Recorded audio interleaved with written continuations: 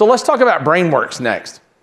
So this was the primate study. This is what I learned from a year of study of primates in 2 slides. I put a lot of book recommendations in here. I really suggest you guys buy those books and read them because I'm going to talk 3 slides about this. You really should go read Loretta Bruning's book about it. It's really, really good. So basically, I don't know if most people know this or not. Do you know you have basically 3 brains inside your brain? Most people think you have 1. The one that I like the best is this one. It's called the reptilian brain. All right? The reptilian brain is all about what we want, right? It also serves us subconsciously. The reptilian brain keeps your heart beating. It keeps you standing upright, right? It does all the basic things that we do. It's a sense of balance and those other things. But what it really does is want. It just freaking wants, right?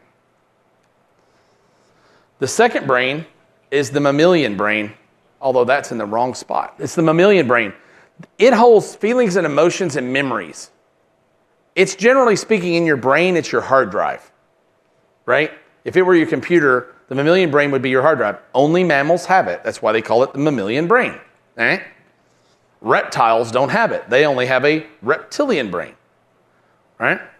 Lastly, you have the human brain, or the prefrontal cortex. We're the only ones that have that. Primates have a very tiny one, but not nearly as developed as ours.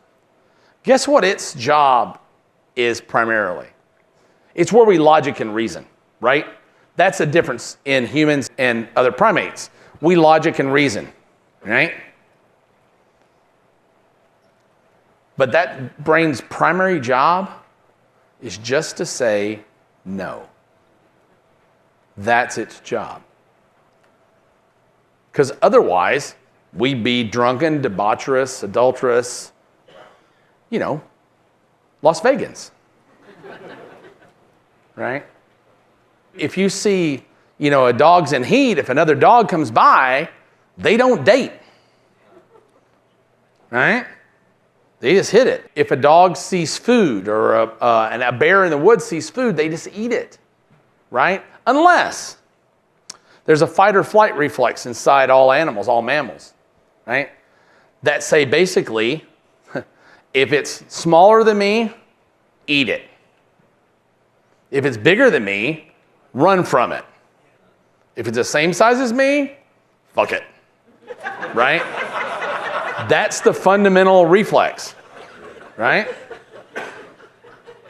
True, right? But that's a mammal. So a mammal only has a certain amount of processing.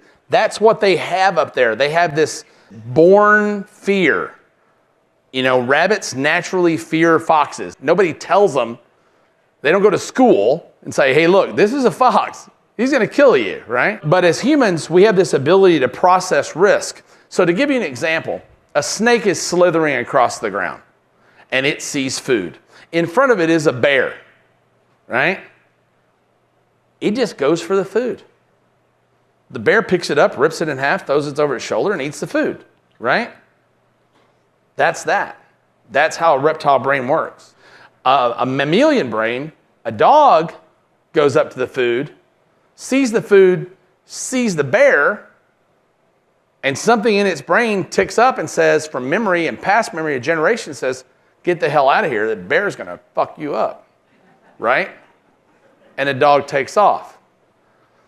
The difference in a human is a human could see the bear, see the food, and if the human is starving and they feel like their life is at risk, they can form a calculation of the risk of going for the food.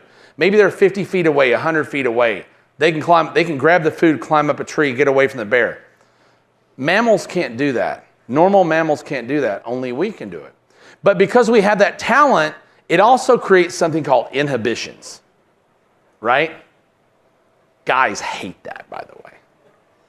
It creates inhibitions. It creates a constant sense of no. I had somebody at a celebrity's office not long ago tell me he's just blocking a deal we're trying to do, big celebrity. And he's like, my job here is to say no. Oh, great. You're awesome. Hope you get paid a lot.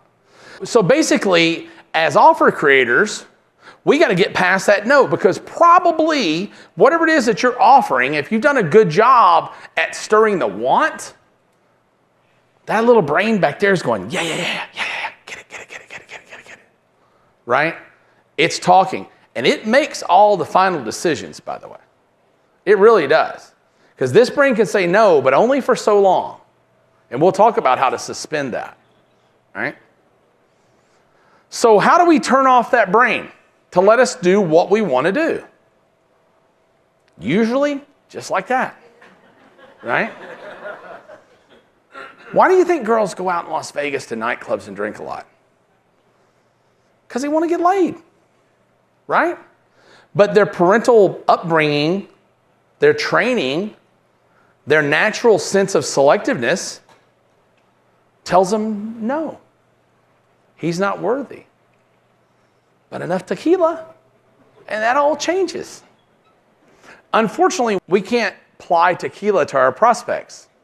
Not all the time, anyway. A couple of you guys got into War Room, were pretty hammered when you signed up. You notice we got booze at the War Room booth at TNC, right? Always. Anyway, we have to use words.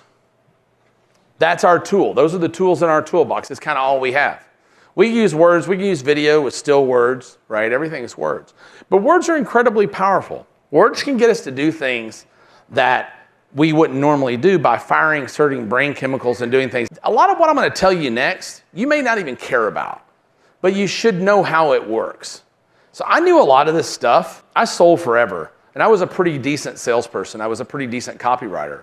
But a lot of cases, I didn't know how it worked.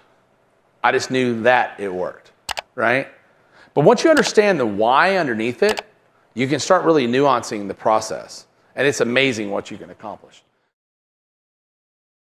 So what do you do if you can't give them tequila?